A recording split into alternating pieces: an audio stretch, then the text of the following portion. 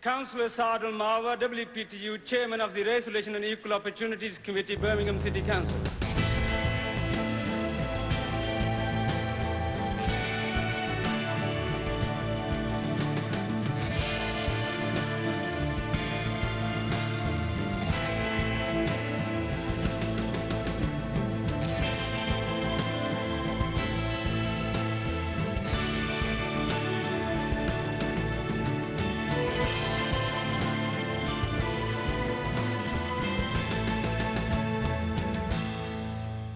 वाहिगुरु जी का खालसा वाहिगुरु जी की फतेह सिख चैनल के प्यारे दर्शकों सिख चैनल वालों आप जी का बहुत बहुत स्वागत है सरदूल सिंह मालवा वालों आप जी ਨੂੰ पॉलिटिक्स शो ਦੇ ਵਿੱਚ ਜੀ ਹਾਂ ਕਹਿੰਦੇ ਹੋਏ ਅੱਜ ਦਾ ਸ਼ੋ ਸ਼ੁਰੂ ਕਰਦੇ ਹਾਂ ਮੇਰੇ ਨਾਲ ਅੱਜ ਇਥੋਂ ਦੇ ਐਮਪੀ ਜੌਨ ਹੈਮਿੰਗ ਹੈ ਉਹਨਾਂ ਨਾਲ ਗੱਲਬਾਤ ਕਰਾਂਗੇ so welcome to the Sikh channel to the politics show Sikhs and politics I am joined by John Hemmings MP for Yardley in Birmingham. John? Waheguru Ji Ka Khalsa, Waheguru Ji Ki Fateh. Mera naam John Hemming hai. Okay, that's well done. John's been an MP since 2005, serving this constituency for the Liberal Democrats. John, you've been MP since 2005. And a number of MPs come in after 12 months, 2 years or whatever, they take the front bench or deputy leadership or something like that. But why haven't you done anything like that? You stayed at the back benches. Is there any particular reason? Mainly for the freedom of the back benches. I believe in strengthening democracy. Right. And to strengthen democracy, you have to strengthen Parliament as opposed to the executive. And the executive, the government, is the front benches. And there are two areas I would cite as to where it's important that I'm not a front bencher. Firstly, I have very great criticisms of the way the family courts work in England. And that is mainly a criticism of the judiciary. It's not so much to the government. A criticism of the government. Now, if I were to be a government minister, I would be prevented from campaigning on this for two reasons. One is I would probably be the minister for paperclips and only be allowed to talk about paperclips. And the second thing is, a minister is not allowed to criticise the judiciary. Right. So when I say things like, you can't get a fair trial in this country, at times you're best emigrating. Wasn't you something like headlines hit a couple of 3 weeks ago that you said the fair trial's not in UK, they should leave the country and go outside? In certain circumstances. Now, I can say that because I'm a backbench member of Parliament, but I wouldn't be allowed to say that as a minister because that is criticising the judiciary. And a lot of the constitutional rules that exist are actually not well known, and that's one of them. And when you have very serious problems, as we do have, in the way our judicial system operates in secret... Well, if I say to you, John, when you say people go outside UK to get a fair trial, what is actually wrong? What are you criticising? Well, what I'm criticising is, for instance, if we take some of the more recent cases where people have gone to France, and the medical evidence here is not properly handled, it's all biased. So you have situations where the experts are employees of the local authority. Okay. And so the local authority managers tell them what the conclusion is they want. Right. And that means they're not independent. And there's a legal case called Lashin versus Russia from the European Court of Human Rights, which says that if you've got a very serious decision, and removing a child from a family and putting the child up for adoption, in my view, is a very serious decision, then the evidence for that decision, the expert evidence, should be independent of the people who are the parties, effectively. So you have a situation where central government is saying they want more children adopted. And so the local authority experts are instructed by their managers to say the children should be adopted, when actually that's not necessarily the best thing for the children. And I know of a case in Leicester in 2012, December, when a social worker was fired because she wanted to return children to their parents. She assessed the situation with her 25 years experience and said, well, I think these children, that baby should go back to their parents. But because the management control what the experts say in the court, and the management are driven by targets, not by what's best for the children, you end up with an unfair system. And I deal with lots of people who've left the country. I'm looking at a case on my phone at the moment where the parents went from Leicester to northern Cyprus. Okay. And I deal with lots of people in France. Quite a few went to Ireland, to Spain. I even had one person contact me once from Botswana who'd left Surrey with her baby and gone off to Botswana. So if they do go outside UK to seek what you are saying, a judicial a review or a decision, how can that be binding here in this country? Well, what it is, it isn't necessary. Although you get cases like the Coutts case, where the family went to Spain when Megan Coutts was pregnant, and she gave birth in Spain because they were living in Spain. The Spanish courts were responsible for the decision. Right. And the Spanish courts, it never went to the court in Spain simply because the social workers in Spain looked at the family and thought, well, that's all right, where's the problem here? And they then negotiated with Suffolk County Council, returning from Spain and going back to Suffolk. So they actually do now live in Suffolk. But had they stayed in Suffolk, their baby, the grandparents' baby would, as in, because it's a family with 3 generations, and the grandparents were being ignored in England.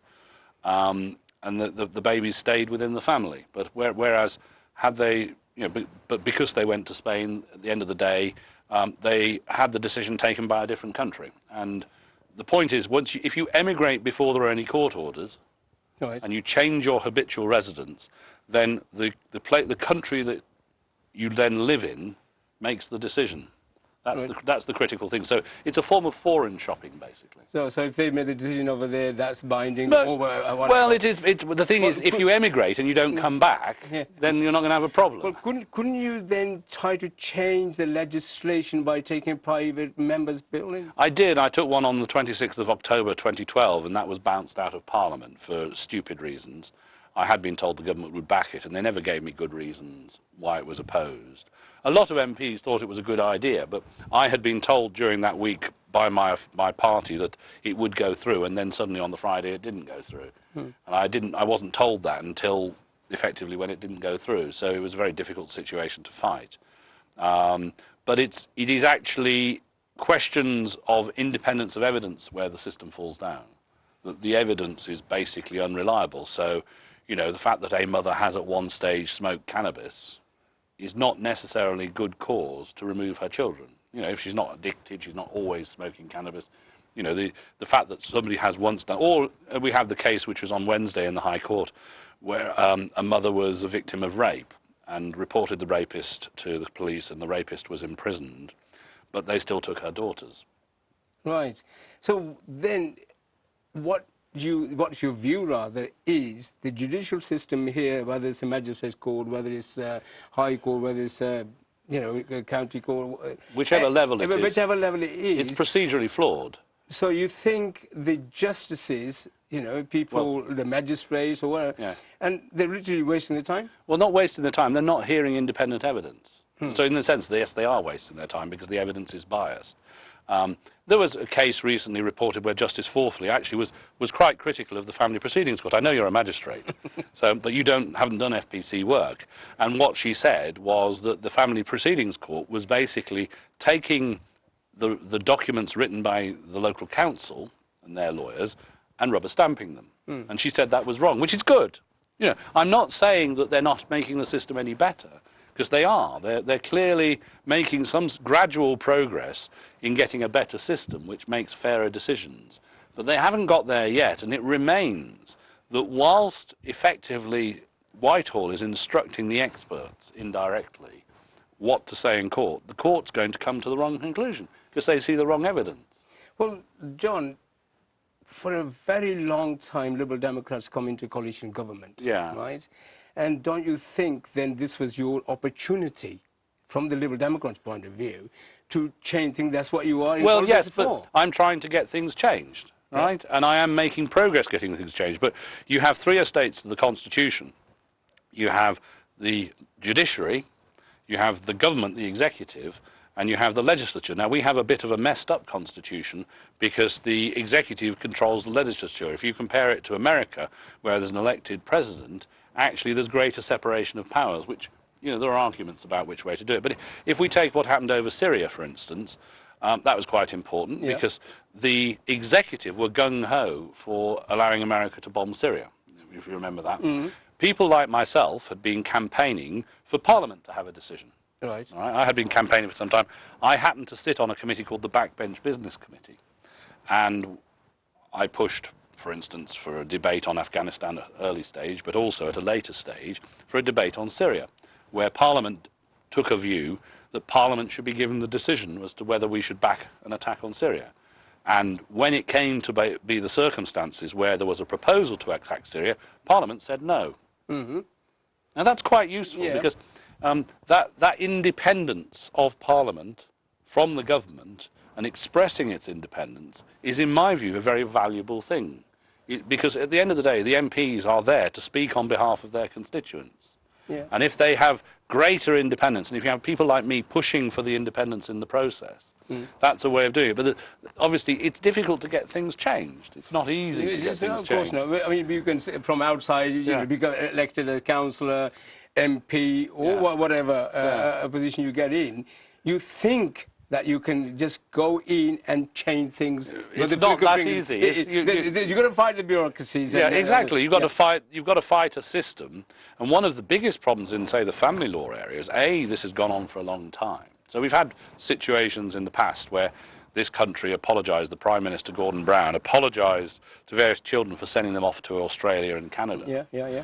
I expect in years to come that there will be an apology for what's been done to children more recently. But the difficulty for the civil servants is if they change things, they're admitting they've got them wrong. And then they put themselves into the territory of having to apologise for the mistake. So there's a sort of great resistance to accepting that actually what's been going on is wrong. But, as I said, I've been pressurising, for instance, on issues like locking people up in secret jailing. Yeah. And I was going on about this for some time, and I managed to prove that there was a case, and we actually got a case into the public domain last April and May, which was the imprisonment of Wanda Muddocks, who was imprisoned in a court in Birmingham for the offence of taking her father to see a solicitor. Right. Right. Now, my view is that getting legal advice should not be an imprisonable offence. Right. Okay. But she was imprisoned, and the first reason was that she took her father, who was deemed not to have the capacity to do anything, to see a solicitor. Now, that was good because we then got new practice guidance from the judiciary saying that people shouldn't be locked up in secret, which was in theory already the law, except for the fact that actually it's still happening. And I've asked the government how many people are in prison for contempt of court, and I've counted the number of judgments every month that are supposed to be published for people imprisoned for contempt of court, and there's about 5, or on average 5 more people imprisoned than there are published judgments. So one presumes that means there are 5 secret prisoners. And I had a case in October last year, October the 11th, where I found out, because people tell me these things because they know I'm not very pleased about it, that a woman had been imprisoned in secret.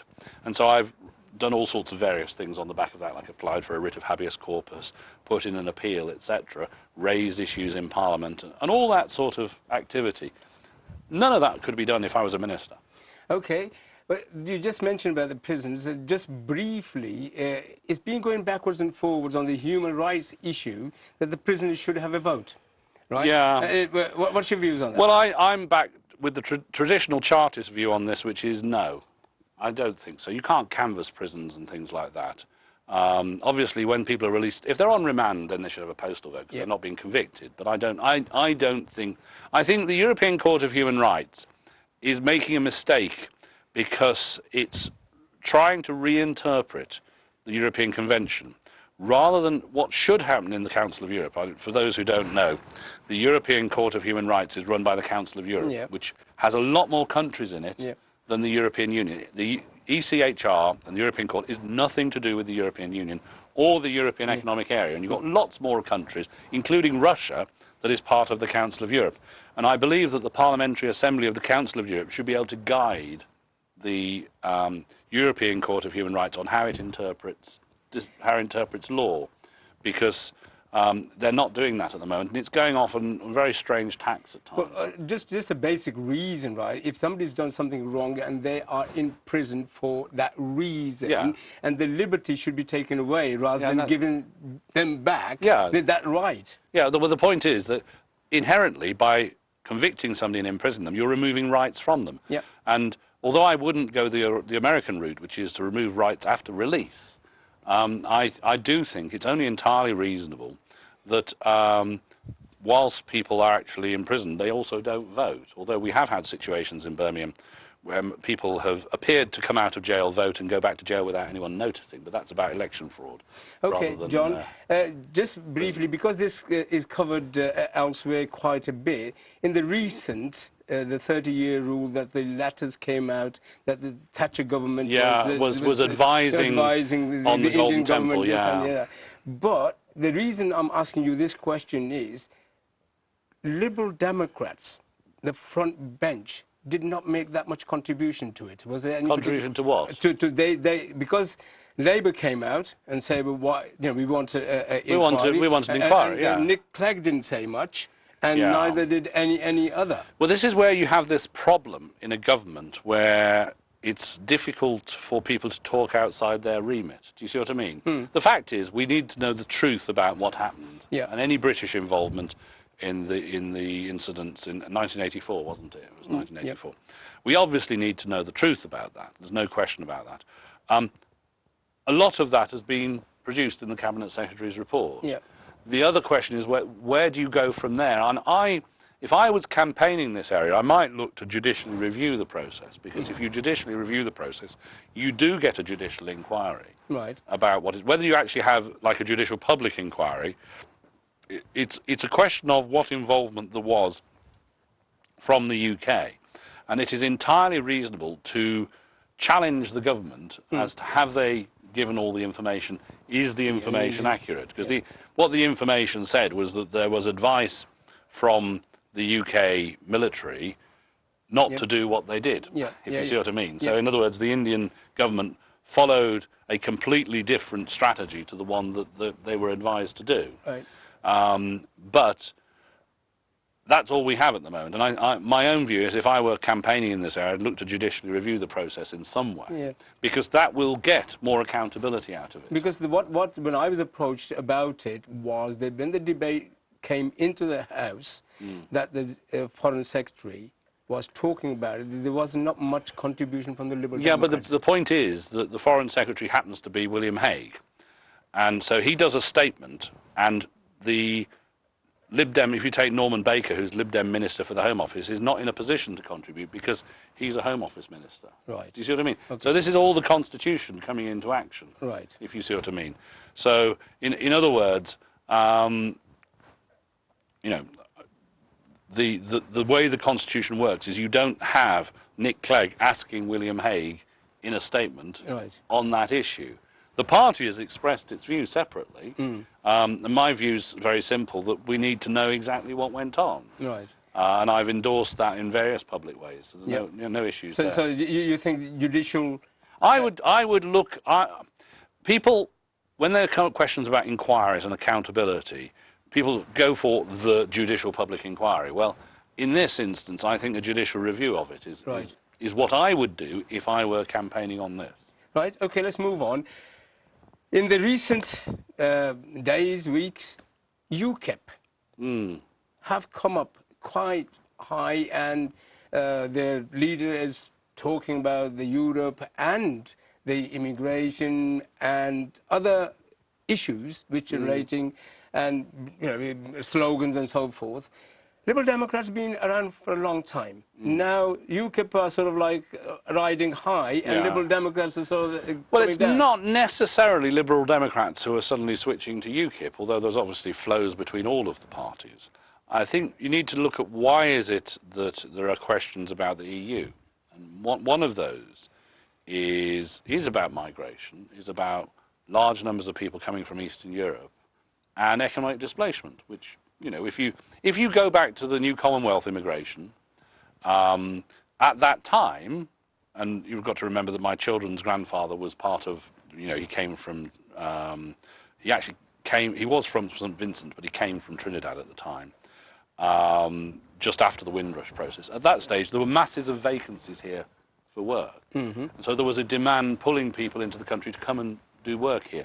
The difficulty is you've had, places like Lincolnshire, there's been massive stress between the populations, which is why, because there isn't necessarily the well-paid work here for people living here. And it's interestingly, you've got this tension actually in Birmingham between new Commonwealth immigrants who've been here for some time, so they may be third generation, so they're British people who've been here, and they're sort of competing economically with people who've come here in the last couple of years, and it's driving wages down, which is, we can't avoid that question.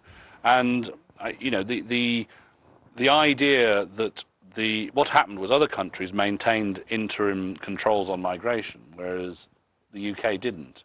So a lot more people came to the UK than went to other European countries. Again, recent report that they said the Cameron's government have actually failed. The immigration's gone up rather well, this than is net migration. controlled. Well, this is, you see, one of the problems is this, is if you take the EEA, the European Economic Area, which is the EU plus Liechtenstein, Iceland and Norway, and to some extent Switzerland, but that's very strange.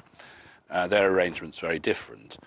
There is freedom of movement in those areas. Yes. So you end up in this situation where we're getting a bit harsh, actually, on people's families from the new Commonwealth, or the old Commonwealth. Yep. At the same time, the number of people coming from the EU, now, I personally don't think it's very sensible for somebody to come from Romania, say, to England to sell the big issue. Which is what people do at times. Because I don't think that's sensible economic migration. I think, you know, if somebody comes here, sets up a business, creates work for 50 people, that's good, that's self-employed. But coming here just to sell the big issue because you can claim tax credits and housing benefit, which is what actually happens, I don't think that's good. The big issue should be for people squeezed out of society here, getting them back into the mainstream sort of stuff. So you have those tensions, and the problem, and I do see this, I think we're at times getting a bit too harsh on families. Because you see all the problems with visit visas. You must be aware of some of the problems there. Of course I am. Yeah, well, exactly. In the past, people abused visit visas. No question about it. I spoke to somebody yesterday at my advice bureau, came here in 1999 and overstayed. Right, most illegal migrants are people who've overstayed their visa. They're not people who've got on the bottom of trucks coming across. They're actually people who came here entirely legitimately, visit visas, student visas, whatever it may be, and they've overstayed. And in the past, they could regularise for a number of years. That's not been the case. So it's getting really. So in other words, the government can only really control migration from outside the EU or outside, in fact, the EEA. And so inherently, it's very difficult, particularly as we were bound up by treaties to allow free movement from Bulgaria and Romania on the 1st of January. You know, we were bound up by a treaty in that. So you end up, I'm not surprised the government has been unable to change the net migration figures. But the problem is, what you've got controllable migration. As I said, that actually mainly affects new Commonwealth and old Commonwealth. And then you've got uncontrollable migration. And hence, there's the tension. And that is part, I speak to lots of people from, the new Commonwealth, Jamaicans, whatever, people from India or Pakistan, who are quite upset about the fact that their families are not allowed to visit, whilst people can wander in and out of the country who've got no historic connection with the country at all.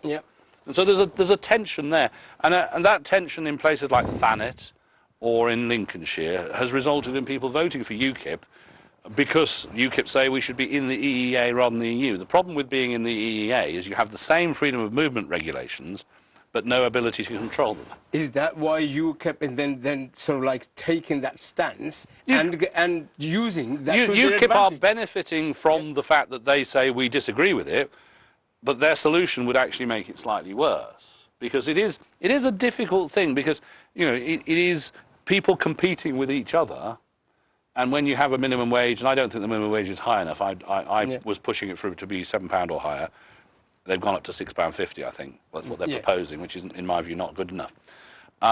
So you have all of those tensions, and they do hit people, and you get it on a day-to-day basis. And I have people in my constituency of Bangladeshi heritage, say, third-generation Bangladeshis, squeezed out of work by a recent migrant from abroad, from the continent.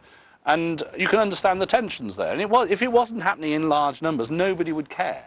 Well, is then the reason where when the youngsters come around, and because there's so many unemployed, and there was quite a number of suicides in that area as well, and they are saying we've got nothing to live for. Well, but I don't think they've got nothing to live for, but it is difficult for young people.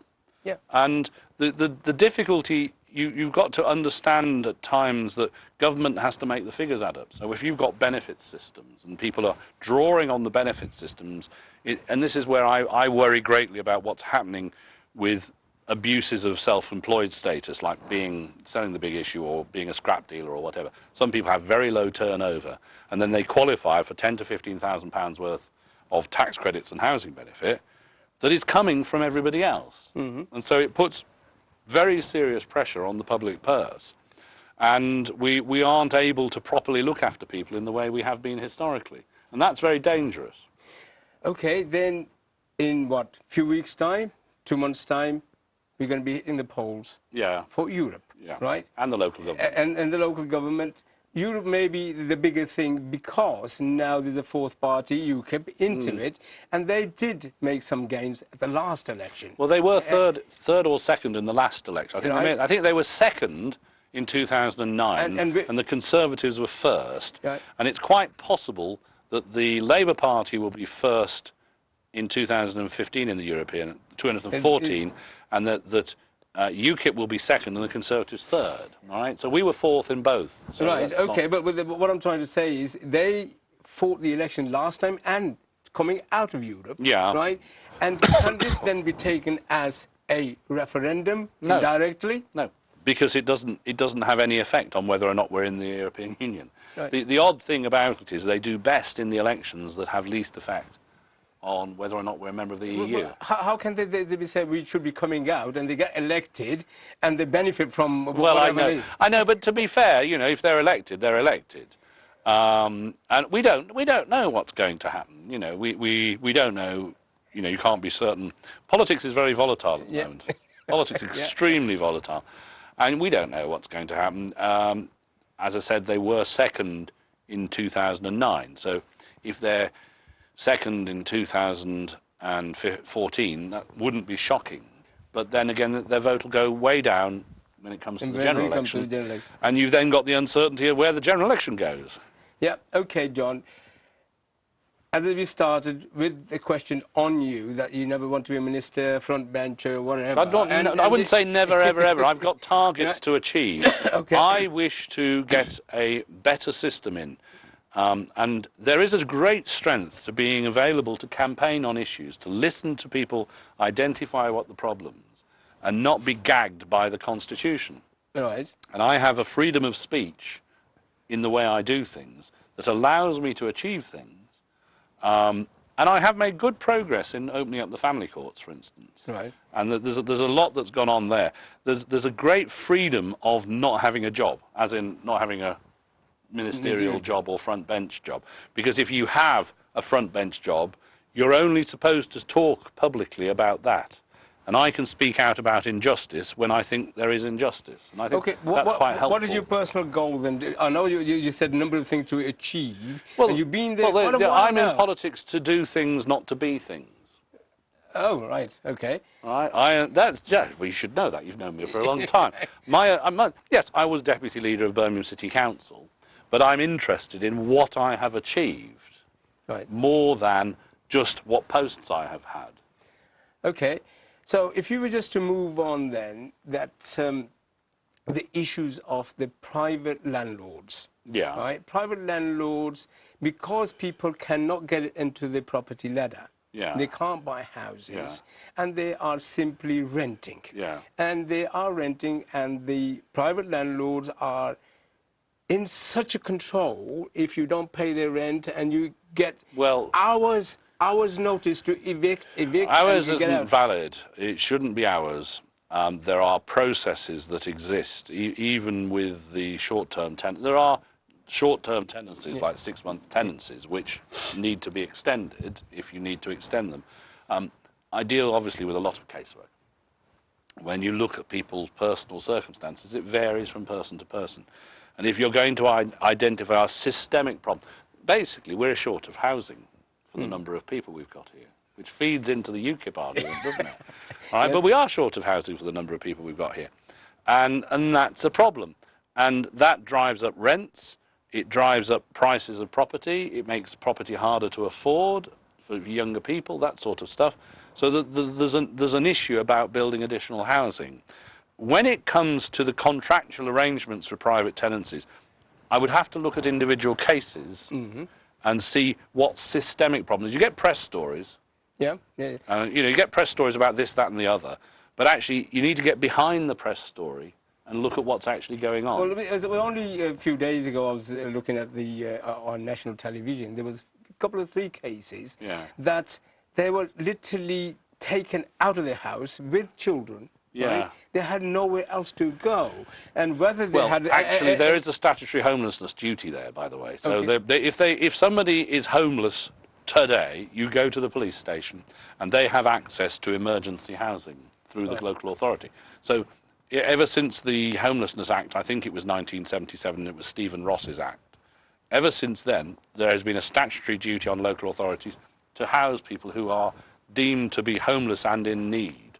That is, if you're a single bloke like my age, 50, 53, I wouldn't get housed by the council. I'd have to sort myself out. But if I've got kids with me, then the council has a duty to get me housed. So put aside, I don't know what happened in those cases, but what I do know is if somebody is homeless today with children, go to the police station. Yeah, but what I'm trying to get at is that there's a lot of people, what you said earlier, are simply renting. They cannot afford to buy a house, and if they can't afford to buy a house, they got to live somewhere. That's true as well. So with the children or single families, one parents and all sorts of things, when those people get into that situation, isn't there somewhere a legislation or something protects them rather than just the landlord? There is the homelessness legislation. There is also legislation about how you go about evicting somebody, because you have to get a court order and you have to get the bailiffs involved. You can't just turn up one day and say you're out.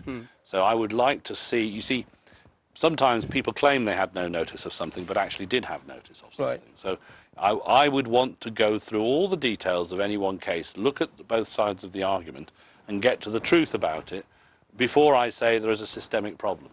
Right, I mean, and I do deal with cases of people being evicted.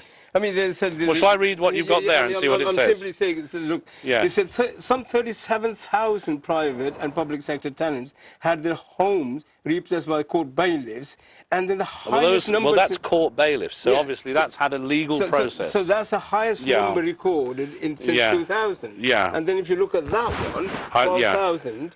And, you know, these people, you know, getting 53 or you said you're 54, and people like that. And, you know, things like that happening all around. Well, the thing is, what it is you need to work out why he ended up... You see, in his case, okay, was he... What did he... I see lots of people who qualify for benefits and haven't got them. Right. Now, this case here sounds to me to be one where he should have been claiming housing benefit, but wasn't. No. But without talking to him, I can't, you know, I see people, I saw somebody, I think yesterday, somebody came to me and he said, I haven't had any JSA since September. And I said to him, well, the first thing is you should have come and seen me in October, not wait till March before saying you haven't had any JSA, because, you know, these things can get sorted out.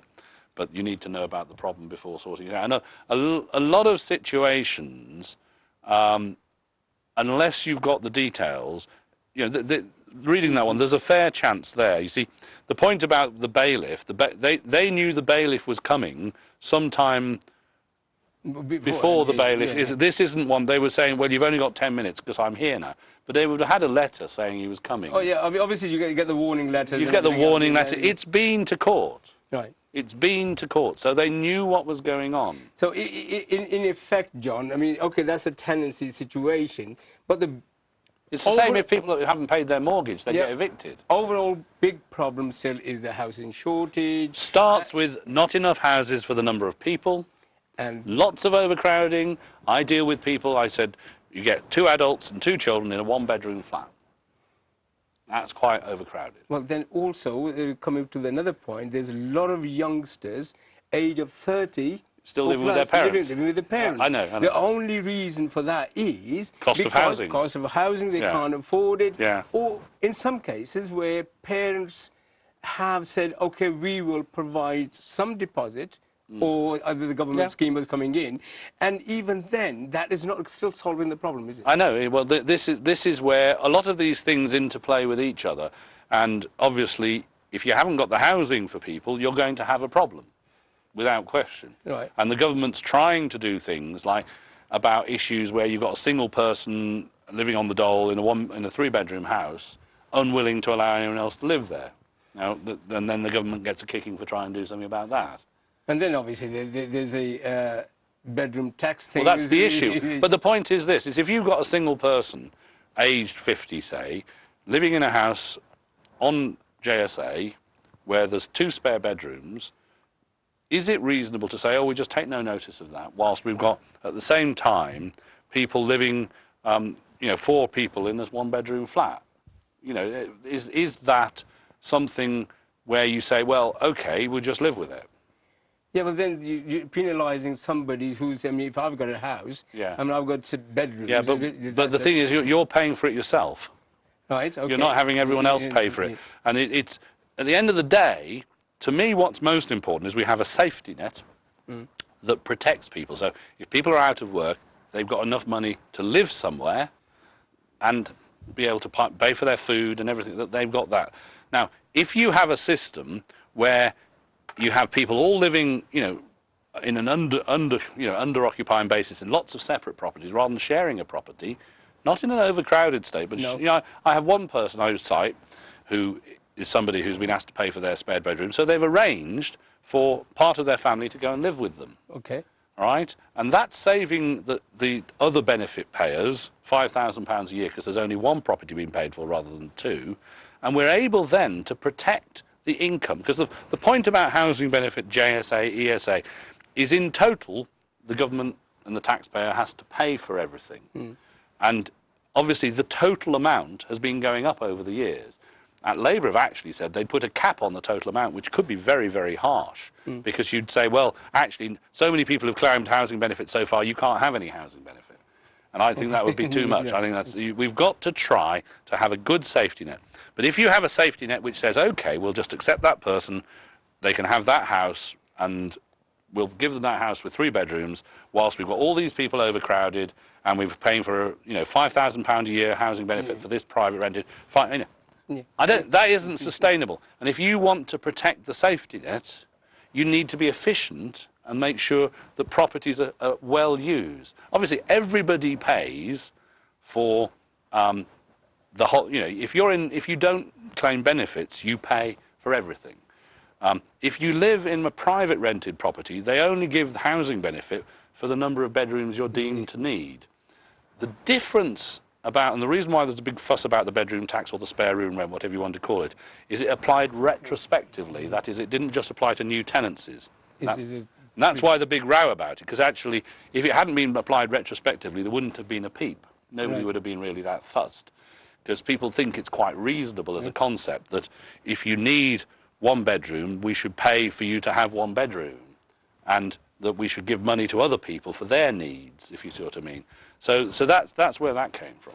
Okay, John, from your Liberal Democrats' point of view, coalition government. Yeah. And Liberal Democrats came into this government for after God knows how many decades, right? Long time. Probably 1945, really, because there was a national government. So with the coalition going in partnership with the Tories, you think the Liberal Democrats in government achieved or wanted to achieve something, and do you think it was a good thing that? Well, the first thing is this, is the country didn't go bust. Right? Now, national finance isn't that straightforward, and it actually takes the errors that were made that caused our problems to be worse than places like Germany were made in government policy between 2005 and 2007-8. Yeah. That was where it went wrong. Tony Blair accepts that. He put it in his memoirs saying that's where we lost control of it. So they lost control 2005 to 7-8, that period. Bit haywire after that. We then put in a plan which involves slowly shaving things off over a period of time, which will go to 2015. Labour have now accepted that our strategy is essentially right. And so they've agreed to the spending limits for the next Parliament, which goes to 2018. And it takes a long period of time to sort it all out. And if you didn't do that, we'd lose control of interest rates, we'd have to have much more taxes raised and many more cuts. That's the point about it. So that's been achieved. Now, if we look at the biggest row, which is probably about how we finance tertiary education. Now, personally, I would have preferred to have scrapped fees. That would have been ideal, pay it out of general taxation, but we weren't able to do that. Instead, what we produced was a capped graduate tax, right, where graduates pay 9% of their income over £21,000. The 29% poorest graduates pay less than under the previous system, and the wealthy. So if you have somebody who's gone off to work in the City of London as a lawyer working in corporate finance, they will pay a lot more. So you have a progressive system where the higher earners pay more, the lower earners pay less. The outcome is more children, more students going to university than under Labour, and very importantly, actually, more students from disadvantaged backgrounds going to university. So although it's not very nice, and it doesn't come across very well, the outcomes are actually good. So Nick Clegg said he wants to be in government after the next general election. Well, everyone stands for election to be in power. They don't. You don't stand for election saying, I want to lose, do you? Of course not. No. Of course not. So if that was the case, I know it's hard to predict, John, if that was the case, and would Liberal Democrats go in coalition with somebody else? Well, partnership. I think that the difficulty you have is at the moment, Labour are under pressure to say we won't deal with the Liberal Democrats, and the Conservatives are under pressure to say we won't deal with the Liberal Democrats. And at the end of the day, it's what the what the voters say matters. Because if you go back over the previous elections, generally there have been maybe small majority governments, but generally the system tends not to deliver a balanced parliament. So until we know who's voted which way, you won't know. The chances, it is almost impossible for there to be a situation where people have a choice as to which way to go. Right? Well, I mean, the reason I'm asking is that if you look at the polls, recent polls, right, it doesn't look a great deal of difference between the parties. Yes, but actually the way the electoral system works is it has a tendency to deliver majority government. Yes. Even if you haven't got a, well, it doesn't. You don't need a majority of votes. That's very rare indeed. It's going to be very, very fluid. We really don't know. In short, we don't know what's going to come out of it. When you see the numbers, you know, it's so unpredictable. John, for giving us your valuable time, I thank you on behalf of the Sikh channel, and I'm sure when we come near to the elections, if I call upon you, would you be obliged us to come back? Happily, I'll come again, yes. John, thank you very much for coming. All right. Much obliged. Cheers. Thank you. So, this was John Hemming. Mera naam John Hemming. John Hemming, he knows these few words in Punjabi. So if we need to, we'll bring him back again. I thank him for today. The Today Show, obviously politics show, talking about to Liberal Democrat MP John Hemming. I thank him. So let me thank him again. And मेरे वालों आप जी दा बहुत बहुत धन्यवाद है देखने दा। इसी तरह सिख चैनल देखते रहो तुसीं सिख चैनल दी सपोर्ट करते रहो इस पॉलिटिक्स शो दे विच किसी किस्म दी गलती हो गई तो माफ़ कर देना इत्थे ही मैनूं वधाई गी दिओ वाहिगुरू जी का खालसा वाहिगुरू जी की फतेह।